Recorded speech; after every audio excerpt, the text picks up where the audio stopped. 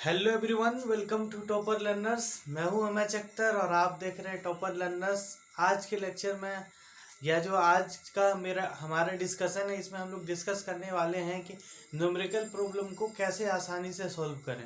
बहुत ज़्यादा प्रॉब्लम होता है बच्चों को, गिवन कैसे लिखा जाए, यूनिट कैसे चेंज किया जाए। तो कुछ स्टेप्स हैं जिसको मैं आज डिस्कस करूँगा। अगर उस स्टेप को आप फॉलो करेंगे तो आई होप आपको न्यूमेरिकल करने में आसानी हो जाएगी। तो वो step one by one 3-4 step है जिसको फॉलो करना है आपको। वन बाय वन अगर आप उसको करेंगे तो आसानी हो जाएगा। और उसके लिए सबसे पहली चीज़ है कि आप जिस टॉपिक से न्यूमेरिकल करने जा रहे हो वो कॉन्सेप्ट आपका मस्ट बी क्लियर। तो उसी के अकॉर्डिंग से मैं स्टेप यहाँ पे मेंशन करूँगा, डिस्कस करूँगा आपके साथ, और आप उसको फॉलो करना और आप न्यूमेरिकल करके देखना। आई होप आपका प्रॉब्लम कहीं हद तक सॉल्व हो जाएगा। और इसको आप लेक्चर को पूरा देखना ताकि आसानी से आपको समझ में आ जाए कौन कौन से स्टेप हमको फॉलो करना है, specially class 9th and 10th के बच्चों के लिए, फिजिक्स के लिए। क्लियर? तो शुरू करते हैं steps first and second and third and so on. देखेंगे हम कौन कौन सा स्टेप हमको फॉलो करना है। जैसे देखिए यहाँ पर हमने स्टेप्स लिखा है और इस तरफ एक क्वेश्चन लिखा है। कैसे करना है उसका एग्जांपल देकर के आपको मैं समझाऊंगा, और जिससे ये एक अप्रोच है हमारा जिससे आपको आसान लगे और आसान हो जाए न्यूमेरिकल सॉल्व करने में।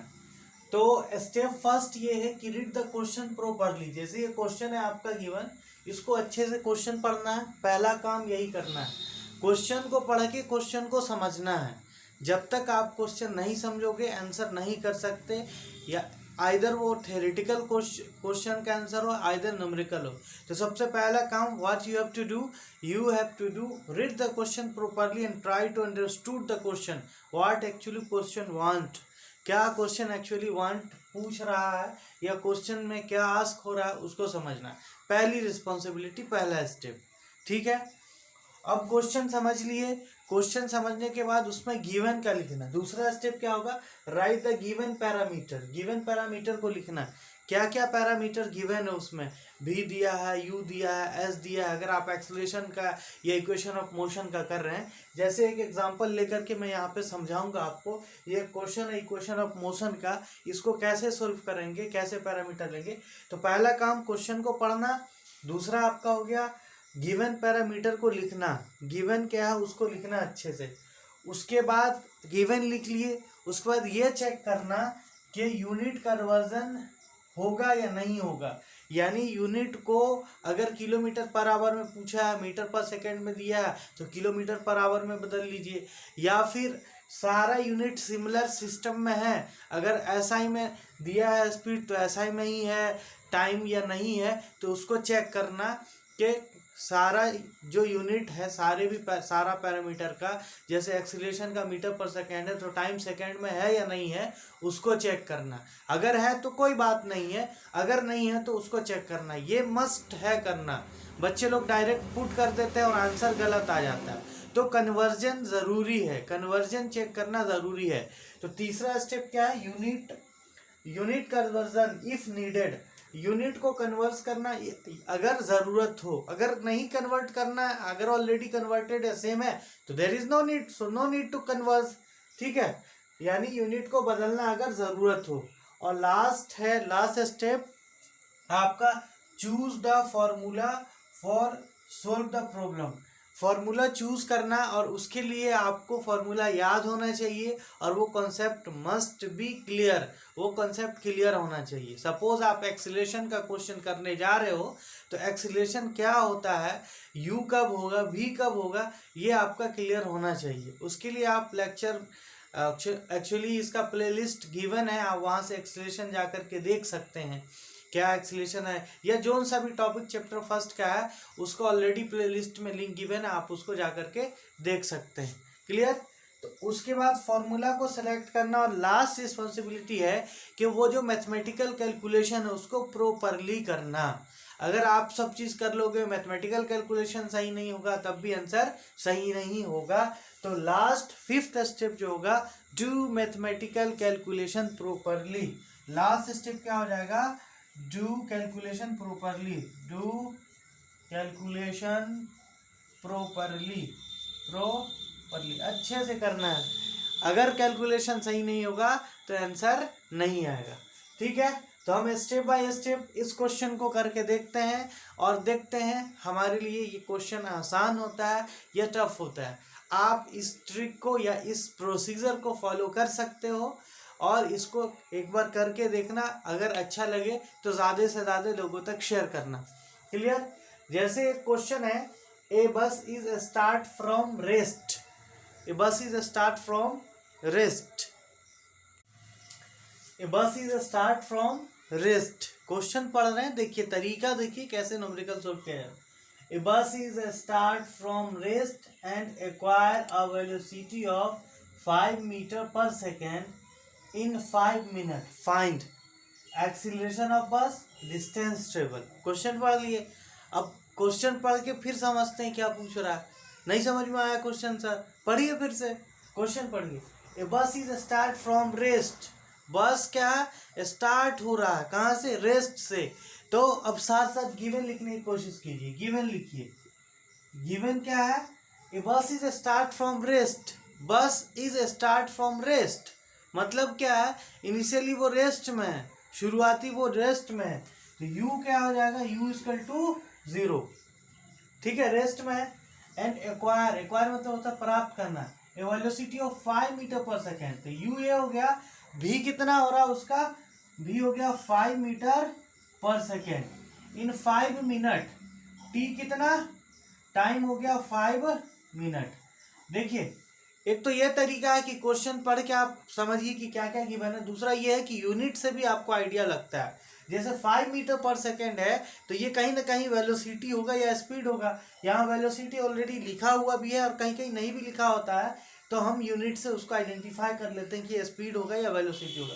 तो 5 मीटर पर सेकेंड, जैसे ही इन 5 मिनट, टाइम तो नहीं लिखा हुआ है कहीं पे, इन टाइम 5 मिनट, सिर्फ 5 मिनट लिखा है। तो मिनट किसको डिनोट करता है, मिनट किसका यूनिट है, टाइम का है। तो इसको थोड़ा सा याद रखना पड़ेगा कि यूनिट टाइम का क्या होता है। सेकेंड भी हो सकता है, मिनट भी हो सकता है, आवर भी हो सकता है। तो सेकेंड हो, आवर हो और मिनट हो मतलब टाइम ही है।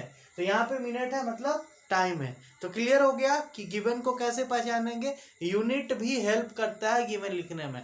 So unit should must be memorised. Clear? ठीक है, तो अब हमने गिवन पैरामीटर लिखा, यू लिख लिए, start from rest U V T लिख दिए। अब देखिए पहला स्टेप क्या होता है, read the question properly, question पढ़े and write the given parameter. दूसरा स्टेप भी फॉलो कर लिए, गिवन पैरामीटर लिख दिए। अब तीसरा स्टेप क्या है जिसको भूलना नहीं है, यूनिट कन्वर्जन इफ नीडेड। अब देखिए इसमें यूनिट देखेंगे क्या सब एसआई में है, जैसे मीटर पर सेकेंड एसआई में है तो टाइम क्या एसआई में है, टाइम देखिए मिनट में है। तो इसको आपको कन्वर्ट करना पड़ेगा किसमें, सेकेंड में।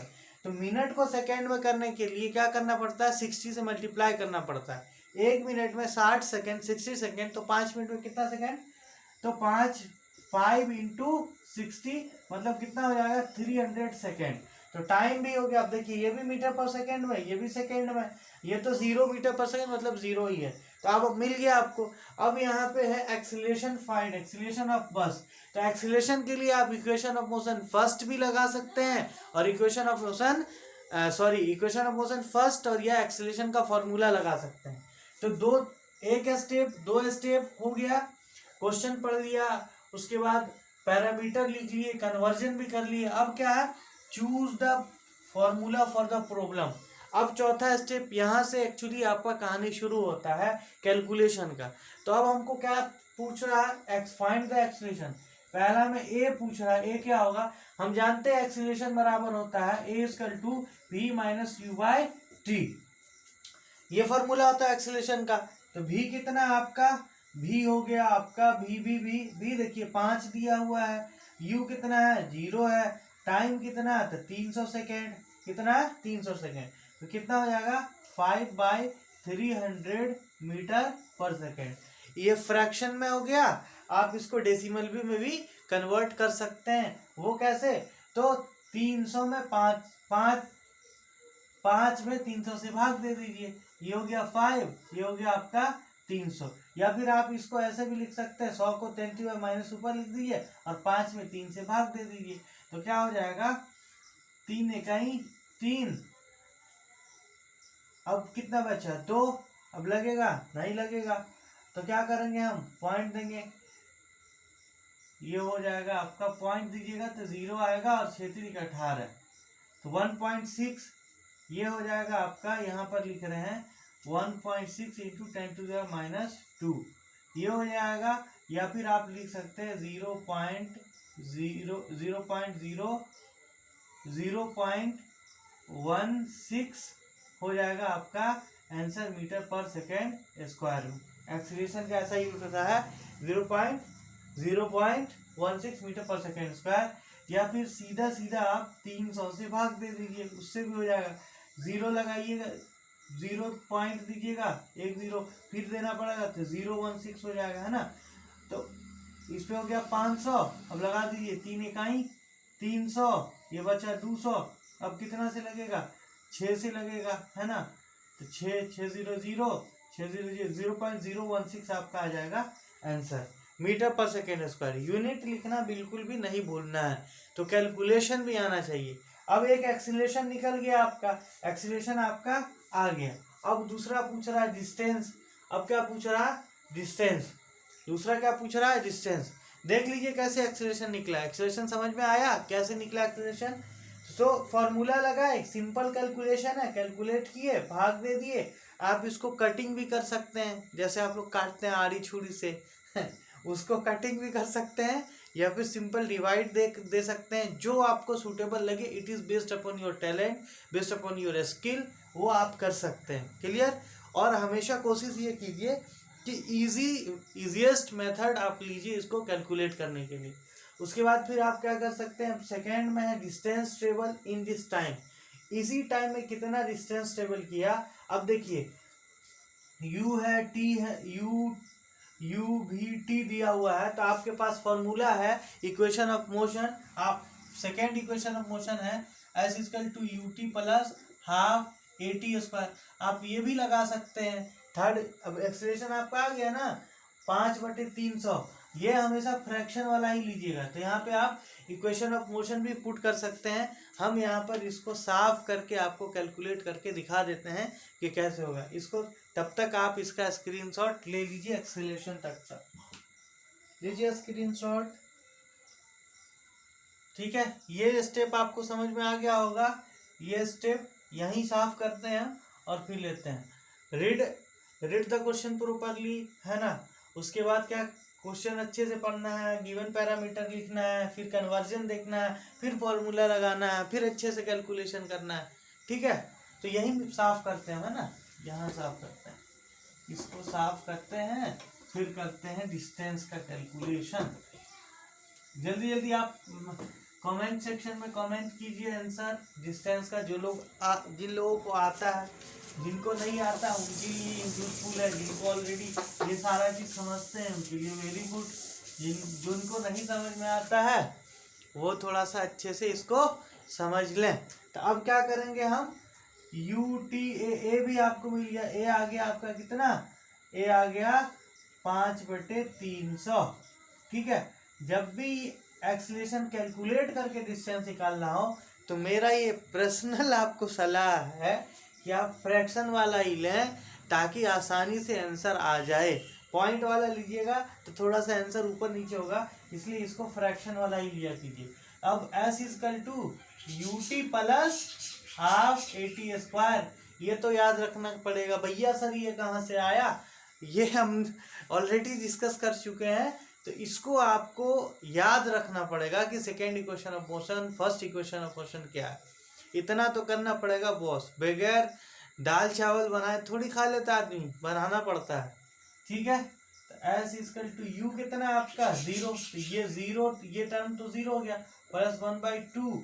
ए कितना आ गया है 5/300 इंटू टाइम का स्क्वायर। टाइम कितना 5 × 5, 5 × 5। टाइम का स्क्वायर को 2 बार लिख दीजिए।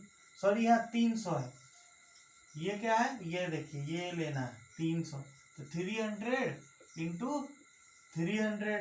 अब एक 300 से ये चला गया, ये इससे चला गया, ये बचा 150। अब क्या बच गया, एस इक्वल टू 5 गुने 150, 15 पचे 75, 750 मीटर। कितना डिस्टेंस ट्रेवल किया, 750 मीटर। कितना एक्सीलरेशन हुआ, तो 5/300। आ गया ना आंसर आसानी से। इसी तरीके से आप इक्वेशन ऑफ मोशन का जाकर के आज ट्राई करना। कम से कम 10 क्वेश्चन 15 क्वेश्चन, जिसके पास जो बुक है, एस चांद हो, प्रदीप हो, दिनेश हो, उसका सोल्व उठाओ, उसको करो। फिर एक्सरसाइज पे जाओ, उसको करो। इक्वेशन ऑफ मोशन पे इस तरीके के क्वेश्चन कीजिए और कमेंट कीजिए कि क्या ये लेक्चर, क्या ये हमारा मेथड्स आपको हेल्पफुल हुआ या नहीं हुआ। अगर हुआ तो ज़्यादा से ज़्यादा लोगों तक शेयर कीजिए और सब्सक्राइब कीजिए चैनल को। और फिर मिलेंगे हम लोग अगले लेक्चर में। और भी अगर कोई डाउट हो इस तरीके का तो आप कमेंट सेक्शन में कीजिए, उसको कोशिश करूँगा आप तक पहुँचाने का। ठीक है, मिलते हैं अगले लेक्चर में। Okay, bye bye.